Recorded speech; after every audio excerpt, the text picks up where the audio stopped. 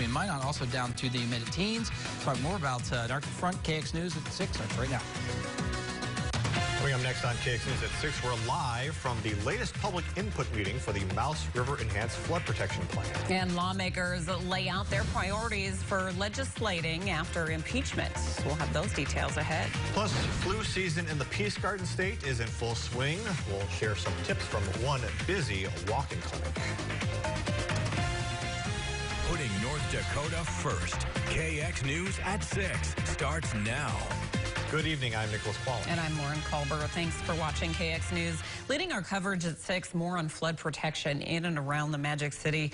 A piece of the Mouse River Flood Protection Project is getting a big redesign, and it could affect more than a dozen homes and businesses in a big way. Reporter PJ Walker is live from a meeting that will soon be underway to get the input from the public. Hi, PJ. Nicholas and Lauren, this will be the third design of the MI5 phase of flood control in Minot. It comes after the second redesign was not financially practical for the city to pursue for the project in Northeast Minot. Now, the new proposed design is estimated to cost $75 million, $54 million less than the second design. Now, the Souris River Joint Board and the City of Minot will be giving a brief presentation on the redesigned phase at 7 p.m. here at Roosevelt Elementary. And good turnout is expected tonight because in order for this design to work, the city will need to acquire 15 homes and 7 businesses.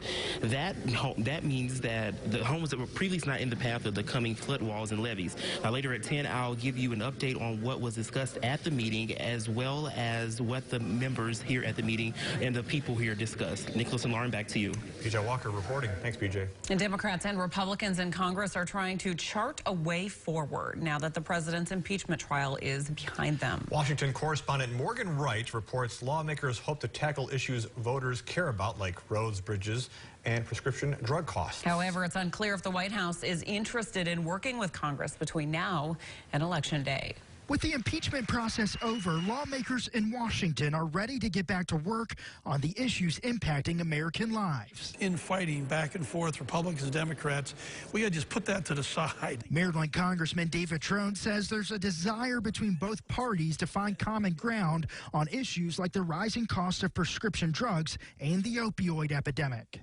You know, why are we paying 5 times more than you pay in Canada, you pay in France? Doesn't make any sense. Rhode Island Congressman David Cicilline says House Democrats are shifting their attention toward America's infrastructure needs. Invest in roads, bridges, ports, transit systems to really rebuild the infrastructure of America.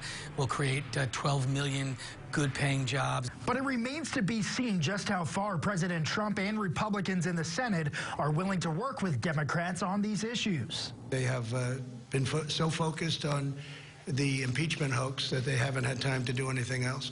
President Trump says he's ready to tackle drug prices and infrastructure, but says he needs Democratic votes. But we're all ready to go on infrastructure, on reducing drug prices, very substantial. If there's someone who's going to do a deal in this environment, I'm confident the president would do that. New York Republican Congressman Tom Reed says, despite the tense political divisions, it's time to show Americans lawmakers can still do the people's business here in Washington. Reporting in Washington, I'm Morgan Wright. And in a statement, Senator John Hoeven talked about getting back to work on the priorities that improve the lives of Americans, mentioning our nation's infrastructure needs, lowering prescription drug costs, and continuing to grow our economy. One Western North Dakota school district is giving straight A's to the decision to switch to a 4-day school week. In October, the Billings County schools decided to switch to the 4-day week, saying the goal was to improve the quality of life for its students. They also said shortening the week would reduce the time some students would spend on the bus each week by 20%. That's because Billings County is over 1,100 square miles, and many homes are dozens of miles apart. One of the teachers we spoke with at the school tells us parents and students are happier with the shorter week. And I think everybody here has really kept an open mind and been willing to try it at least. You know, this is our first year, so we don't have the data to show parents. We don't know, is our absence down? Are our test scores still there? Things like that that we have to watch for the next couple of years. But they are keeping an open mind and willing to work with us. To meet state requirements, the district lengthened the school day by just over a half hour or 8 minutes per class, something the students we spoke with tell us they didn't even notice. It was a little over a year ago the North Dakota Army National Guard was having trouble finding financial assistance for their tuition assistance program. But since then, they have doubled the funds towards that program. One of the reasons for the increase is the rise in recruitment with the North Dakota National Guard over the past few years. The funds don't only apply to college members, could also use it at a technical, vocational, or trade school. I wish that there were people I would have met before college so that I could have told them the opportunity to join the military and get your school paid for, because I have had a lot of friends who have either had to drop out or take a semester off just because college is too expensive and they can't afford it. And another benefit, they say, of joining the National Guard is the option to serve right here at home. North Dakotans hoping to hunt for turkeys this spring should be aware of a looming deadline. The North Dakota Game and Fish Department says the application deadline would be for spring turkey hunters, and that's this Wednesday. Game and Fish says about 6,200 spring turkey licenses will be made available this season, which runs from April 11th to May 17th. To apply, you can find the story over on our website, kxnet.com. The average number of patients at Trinity Health's First Care Walk-In Clinic is the highest they've been since it opened in 2017. Sanford Health's walk-in has also seen an uptick in patients, with about 130 patients on its busiest day. That compares to 40 or 50 patients during the summertime.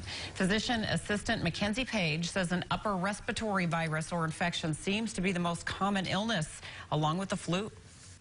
A lot of patients who come in have not gotten their flu shot. That's another thing that I have to kind of vouch for, is definitely getting your flu shot.